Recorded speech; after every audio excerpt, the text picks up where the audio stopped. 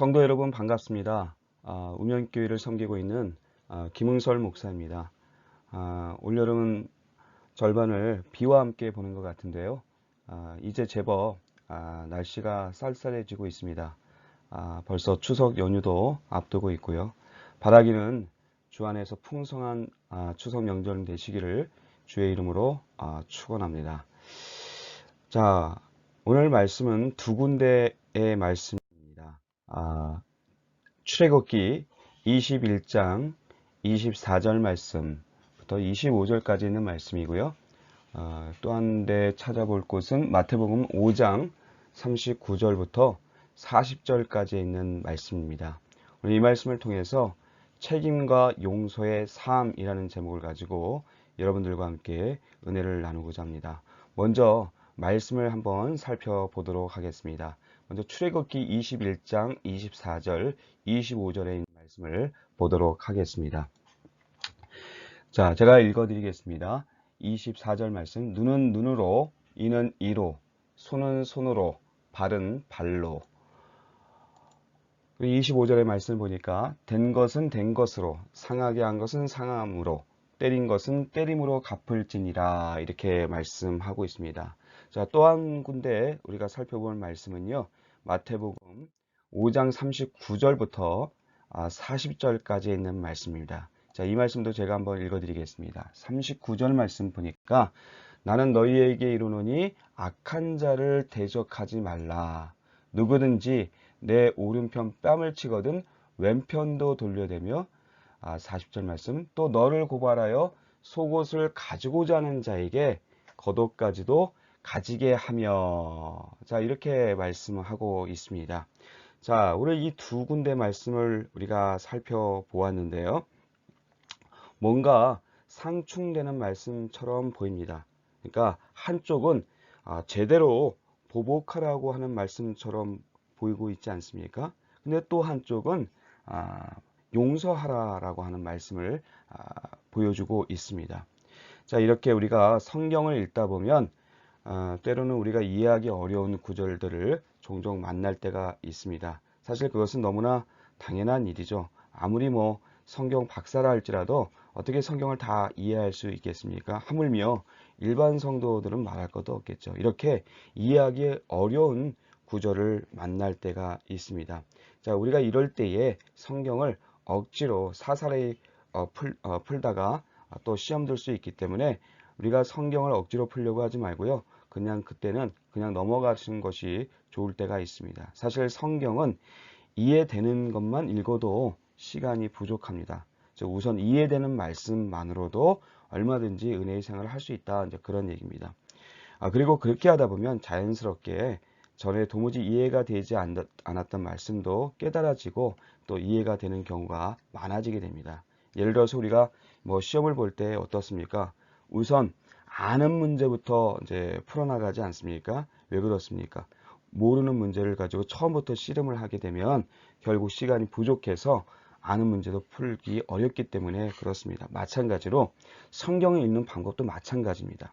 이해되는 말씀부터 보아 나가는 것이 유익하다라고 할 수가 있습니다.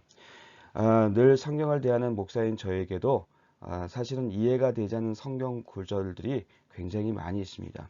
그 중에 하나가 바로 오늘 우리가 읽은 본문 말씀이라 할 수가 있습니다. 자, 예수님은 구약 출애굽기에 나오는 말씀, 출애굽기 21장 24절 말씀 오늘 우리가 읽어보았는데요. 거기서 뭐라고 말씀하고 있습니까? 눈은 눈으로, 이는 이로 갚으라. 이렇게 말씀하고 있잖아요. 너희는 지금까지 그렇게 들었는데 나는 너희에게 이르노니 그렇게 하지 말라고 말씀하고 있죠. 그러니까 분명히 출애굽기에 나오는 말씀과 또 마태복음에 나오는 말씀, 이 예수님의 말씀이 서로 상반된 것처럼 보인다라고 하는 것입니다.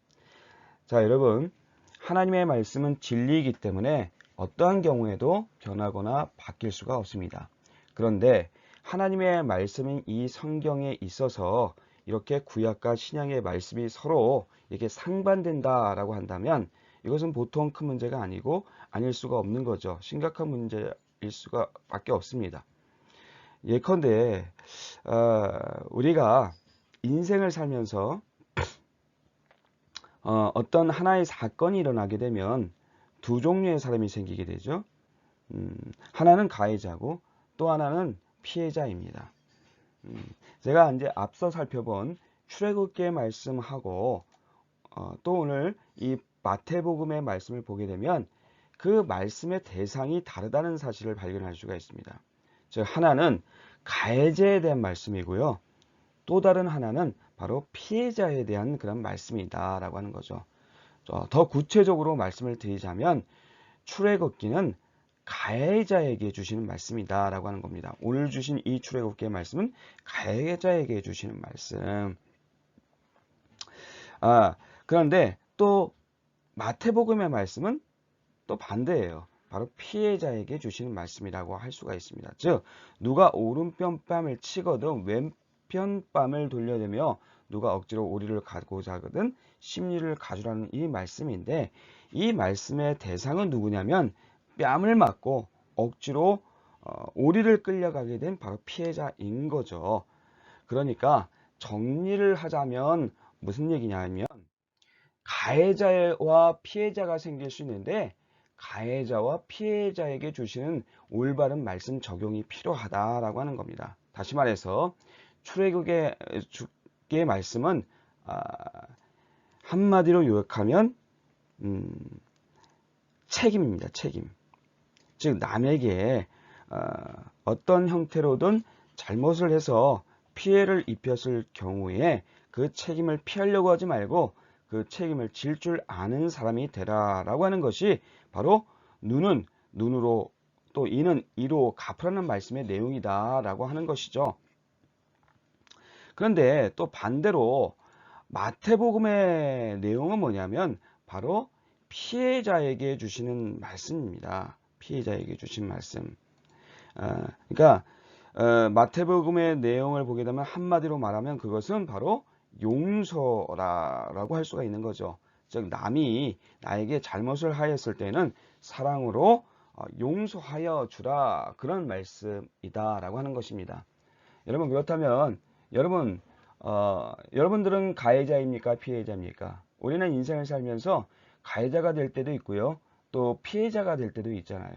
그렇다면 우리가 이 말씀을 보면서 만약 가해자의 입장이다 라고 하면 출애굽기에 있는 말씀, 즉 눈은 눈으로 이는 이로 갚으라고 하는 그 말씀을 보면서 책임의식을 가져야 된다, 그런 말씀입니다. 또 때로는 우리가 피해자의 입장에 설 때가 있잖아요. 그때는 오늘 우리가 읽은 말씀, 마태복음에 있는 말씀, 너희는 그렇게 하지 말라는 겁니다. 오히려 누가 오른뺨을 치거든 왼뺨까지 돌려대고 누가 억지로 오리를 끌려가게 하거든 십리까지 가주라 라고 하는 것이죠. 그러면서 이 말씀 보면서 용서의 사람이 되라 이제 그런 말씀입니다. 우리가 사실 이 말씀대로 산다라고 한다면 사실은 우리의 삶의 자리는 그곳이 곧 천국이 될 것이라고 생각합니다. 즉 잘못한 사람은 출애굽기를 보면서 잘못에 대한 책임을 지려고 하고, 또 피해를 입은 사람은 마태복음을 보면서 잘못을 용서해 주려고 한다라고 한다면 그 두 사람의 마음속에 어떠한 일이 일어나겠습니까? 두 사람의 마음이 곧 천국이 되겠죠. 즉 하나님은 우리가 책임과 용서의 마음을 가지고 살라라고 이렇게 출애굽기의 말씀도 주시는 것이고 마태복음의 말씀을 동시에 주시는 거죠. 그러나 사실은 우리 인간의 마음이 사실은 어떻습니까? 남에게 잘못을 해서 피해를 입혔을 때는, 즉 가해자일 때는 출애굽기를 보기보다는 거꾸로 마태복음을 보면서 상대방에게 용서해 줄 것을 바라고 있지 않습니까? 왜 그렇습니까? 책임을 회피하려고 하는 마음이 있기 때문이겠죠. 또 반면에 피해를 입었을 때에는 거꾸로 출애굽기를 보면서 상대방에게 이는 이로 눈은 눈으로 갚으라고 하지 않았느냐 하면서 보복하는 것을 정당화할 때가 있다라고 하는 거죠. 왜 그렇습니까? 용서해 주고 싶은 마음이 없기 때문에 그렇습니다. 그러니까 우리가 성경을 우리가 그런 식으로 마구잡이로 읽고 또 거꾸로 자기 입맛에 맞게 적용하고 인용하기 때문에 우리는 때로는 하나님이 계획하신 천국의 삶을 놓칠 때가 참으로 많이 있습니다. 저는 인생을 살면서 책임을 진다라고 하는 것이 굉장히 중요하다는 사실을 아주 자주 느끼곤 합니다. 사람들과 모이는 자리에 이렇게 있다 보면 그 모임에서 주도권을 잡는 사람이 누구인지 아십니까?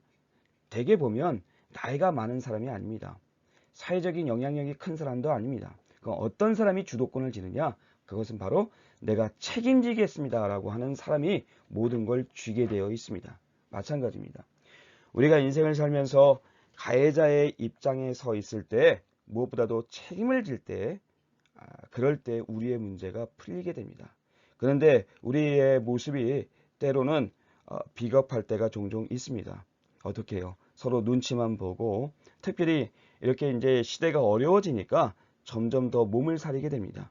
그러나 우리가 잊지 말아야 됩니다. 바로 이때가 기회일 수 있습니다. 모든 사람이 몸을 이렇게 사릴 때 내가 책임지겠습니다 라고 하면 모든 걸 다 휘어잡게 된다라고 하는 거죠. 바로 거기서부터 문제를 푸는 능력이 나타나기 시작을 합니다. 그런 의미에서 어려울 때가 기회입니다. 그래서 위기는 위험한 기회라는 말도 있는 것이죠. 왜 그렇습니까? 아무도 나서려고 하지 않을 때 내가 책임지고 나서면 되기 때문에 그렇습니다. 그러면 그 사람이 주도권을 쥐게 되어 있습니다. 즉 다 피하려고 하고 다 손 놓고 있을 때 다 누구든 도망가려고 할 때 그때 누구든지 나서서 책임을 지게 되면 문제가 해결될 수 있다. 저는 그렇게 믿고 있습니다. 저는 눈치 보는 자에게 미래가 없다고 생각합니다. 절대로 기회가 없다고 생각합니다. 무엇보다도 우리의 인생의 그 길 가운데 특별히 가해자의 입장에 섰을 때 이 책임지는 모습을 통해서 한 시대의 문제를 해결하고 또 새로운 길을 여는 하나님의 거룩한 백성이 되시기를 바랍니다. 물론 책임지겠다고 하는 사람에게는 반드시 기도가 필요할 줄 압니다. 왜냐하면 자기 능력 가지고는 안 된다는 것을 알기 때문이겠죠. 따라서 책임지겠다고 하는 사람이 오히려 기도하게 되고 기도하기 때문에 그의 삶 가운데 능력이 임하고 사람들이 주변에 몰려들게 되는 것입니다. 결국 책임감 속에서 모든 좋은 것들이 다 모이게 되는 것이죠. 제가 사실 책을 읽다 보면 좀 관심을 갖고 보는 책들이 어떠한 책이냐면 바로 리더십에 관한 책들입니다. 제가 리더십에 관한 책들을 쭉 보다 보니까요. 예전에는 리더의 자질 가운데에서 최고로 뽑는 그 덕목이 바로 비전이라는 것이었습니다. 그러니까 지도자가 되기 위해서는 비전이 필요하다라고 하는 거죠. 비전을 최고로 손꼽았습니다. 근데 리더십에 대한 연구가 쭉 지속되면서 이제는 리더의 가장 중요한 자질로 비전보다는 바로 책임감에 많은 비중을 두는 것을 보게 됩니다. 즉 책임지는 사람이 리더라는 거죠. 그만큼 책임감이 중요하다 그런 얘기입니다. 여러분 하나님 앞에서 인생의 어떤 문제를 해결해야 하는 그 책임이 바로 나 자신에게 있다는 것은 결국 그것은 뭘 얘기해 주느냐? 그 일에서 내가 주도권을 줄 수 있다는 것을 의미합니다. 예를 들어서 성경에서도 보세요. 유라굴라 광풍이 불 때 사도 바울을 한번 보시기 바랍니다. 사도 바울은 죄수의 그 신분이에요. 그런데 죄수인데도 내가 책임지겠습니다라고 앞장서기 시작하니까 그 죄수의 신분을 가진 사도 바울이 배에 탄 사람 전체를 이끌게 되는 것을 보게 됩니다. 그러니까 죄수의 신분을 가진 사람이 그 배의 리더가 된 거죠. 그들 모두가 그리고 나서 결국은 구원을 얻게 됩니다. 즉 책임감이 있는 사람이 리더다라는 겁니다. 책임감이 그만큼 중요하다는 얘기입니다. 그러니까 남 탓하고 그런 부끄러운 인생을 살기보다는 우리 모두가 이제 나부터 책임지겠다라고 앞으로 나와야 된다라고 하는 겁니다. 그리고 그 책임에 합당한 능력을 달라고 기도하고 헌신함으로써 이 시대의 문제를 풀어나가는 인생의 여러 문제를 풀어가는 그런 신실한 믿음의 사람이 되시길 바랍니다. 구약의 요나는 어떻습니까? 요나서 1장 12절에 보니까 이런 말씀 이렇게 나와 있습니다. 풍랑이 이는 그 배 안에서 제비가 뽑혔을 때 이렇게 말하고 있죠. 그가 대답하되 나를 들어 바다에 던지라. 그리하면 바다가 너희를 위하여 잔잔하리라. 너희가 이 큰 폭풍을 만난 것이 나 때문인 줄을 내가 아노라 그랬습니다. 마지막 부분이요. 누구 때문이라고 말하고 있죠? 나 때문이다. 나 때문이다. 나 때문이다. 그렇게 말하는 그 사람들에게 말했습니다. 얼마나 철저한 책임 정신인지 모릅니다. 사실 요나에게는 많은 인간적인 결함이 있었고요. 또 많은 문제가 있었습니다. 그러나 그럼에도 불구하고 그가 하나님의 사람으로 인정을 받았다라고 하는 것은 뭐냐? 바로 이러한 철저한 책임 정신과 무관하지 않습니다. 저 하나님께서는 자신의 잘못과 과오를 인정하고 눈에 해당되는 만큼 또 이는 이에 해당되는 만큼 책임지려고 하는 갚으려고 하는 그런 사람을 좋아하신다라고 하는 거죠. 여러분 무슨 일에든지 책임질 줄 아는 사람이 되시기를 바랍니다. 사실 하나님의 말씀대로 자기가 잘못하면 책임지고 또 남이 잘못하면 용서해 주는 그런 삶이라고 하는 것은 어떻게 보면 세상적인 그런 눈으로 볼 때는 어쩌면 그것이 어리석은 삶이 될 수 있고 어쩌면 손해나는 삶이 될 수 있습니다. 그러나 그것이 바로 주님이 원하시는 기독교적인 삶의 모습이다라고 하는 거죠. 이게 바로 가해자에게 요구되는 책임 정신이고요. 또 피해자에게 주시는 또 용서의 삶이라고 할 수 있습니다. 자, 이제 피의자의 입장에서 서 있을 때를 한번 구체적으로 생각해 보고자 합니다. 우리가 인생을 살면서 또 피해자의 입장에 서 있을 때가 있잖아요. 그때 요구되는 것이 바로 오늘 말씀에서 보는 것처럼 용서를 선포하는 것입니다. 용서를 선포하는 거. 자, 용서를 선포해다는 사람은 가해자입니까? 피해자입니까? 말할 것도 없이 피해자입니다. 피해자가 용서를 선포하는 것이죠. 그런데 생각해 보십시오. 예를 들어서 사람 실컷 때려놓고 난 다음에 그 가해자가 우리 서로 용서하자라고 하면 그게 말이 됩니까? 그건 말이 안 되죠. 아마도 맞은 사람이 아니 이 사람이 미친 거 아니냐라고 황당해 할 것 같습니다. 예전에 밀양이라고 하는 그 영화가 있습니다. 가해자가 있고 피해자가 있는데요. 피해자가 용서해 주려고 감옥을 찾아오는데요. 가해자인 사람이 용서를 이미 선포하고 있는 거예요. 그러니까 너무나 황당해하죠. 그러니까 우리가 이제 다 잊어 버립시다. 내가 맞았지만 용서한다. 이런 용서의 선포는 누가 할 수 있는 것이냐? 피해자가 할 수 있다라고 하는 거죠. 그런 면에서 여러분, 왜 하나님께서 우리가 이 땅을 살면서 가끔씩 피해자의 위치에 서게 하시는 줄 아십니까? 바로 용서를 선포하기 위해서 그렇습니다. 그것이 바로 십자가의 정신이죠. 예수께서 십자가를 지실 때 자기를 핍박하는 자들의 죄를 용서해 달라고 저들은 자기가 하는 일을 알지 못한다고 그렇게 말씀하셨죠. 바로 주님께서 피해자의 입장에서 용서를 선포하시고 있는 겁니다. 어떻게 그럴 수 있겠는가? 바로 피해자이셨기 때문에. 그러니까 우리가 인생을 살면서 때때로 하나님께서 우리로 하여금 약자로 만들고 또 피해자로 만드셨을 때는 거기에 어떤 의미가 담겨 있느냐를 좀 봐야 되는데요. 바로 용서를 선포하라는 그런 의미입니다. 그것이 하나님께서 우리에게 주신 그런 뜻이라 할 수가 있습니다. 여러분, 피해자가 나타낼 수 있는 가장 큰 능력이 무엇입니까? 그것은 바로 용서를 선포하는 겁니다. 그런데 우리는 사실 때때로 어떻습니까? 나는 약합니다. 나는 피해자입니다. 나는 약한 자가 뭘 할 수 있고 피해자가 뭘 할 수 있겠습니까? 라고 말을 하죠.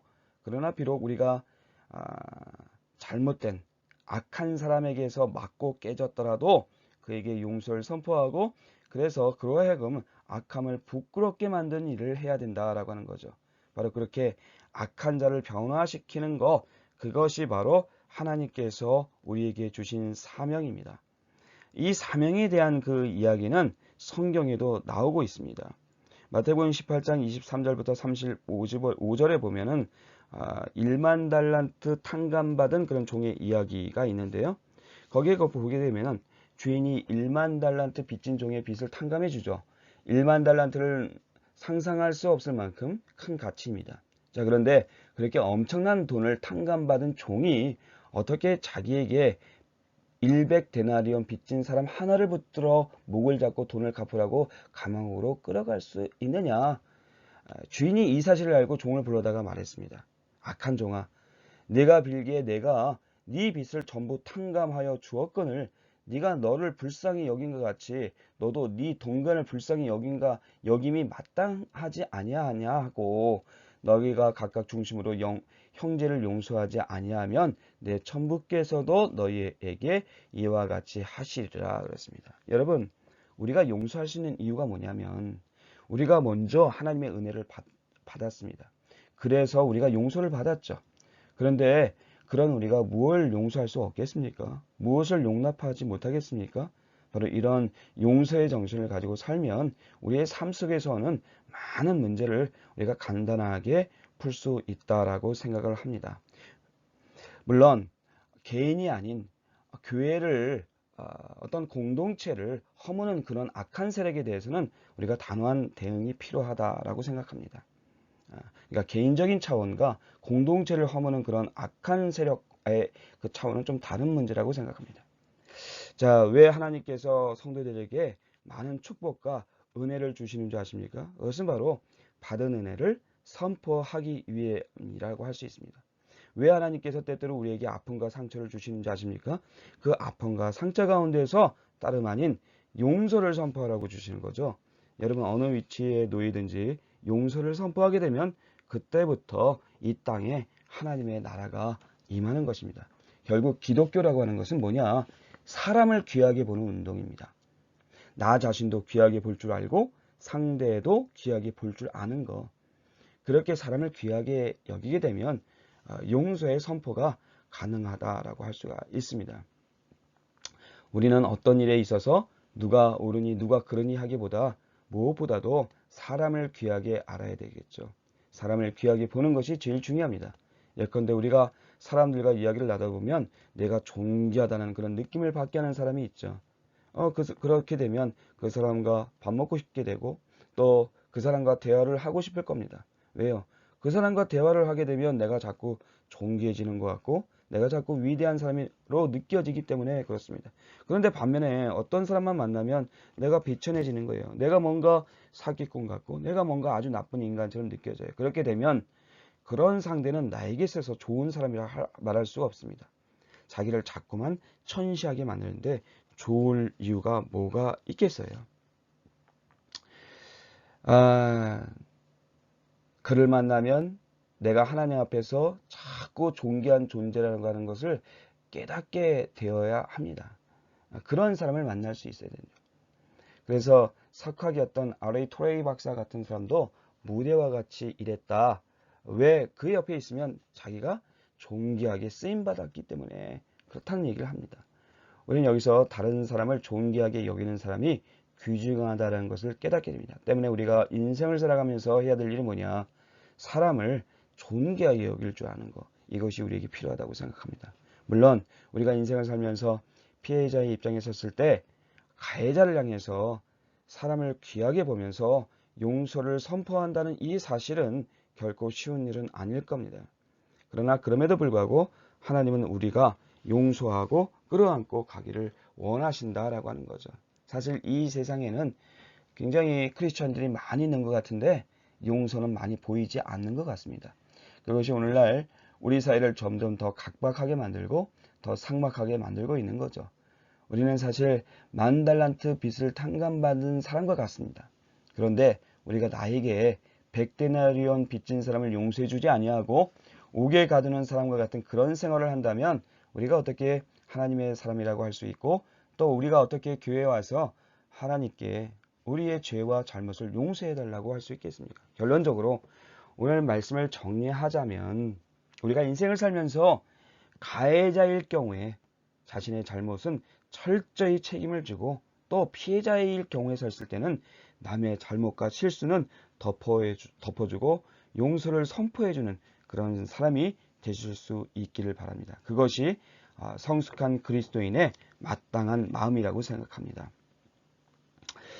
그런 면에서 여러분 오늘 말씀에서 보는 바와 같이 자기가 잘못했을 때 출애굽기 말씀 보면서 오늘 출애굽기 말씀 보면서 그래 눈은 눈에 해당되는 만큼 이는 이에 해당되는 만큼 책임지는 삶을 살아야 되는 것이고요. 또 반대로 남이 나에게 잘못했을 때는, 즉 피해자 입장에 섰을 때는 마태복음 보면서 그래, 용서해줘야 되겠다. 사랑으로 덮어주는 삶을 살 수 있기를 바랍니다. 자, 책임과 용서, 이 덕목이요, 굉장히 중요합니다. 그런 온전한 삶을 살기 위해서 그런 거룩한 욕심을 가지고 하나님께 기도하시면서 승리할 수 있는 여러분 되시기를 주의 이름으로 축원합니다.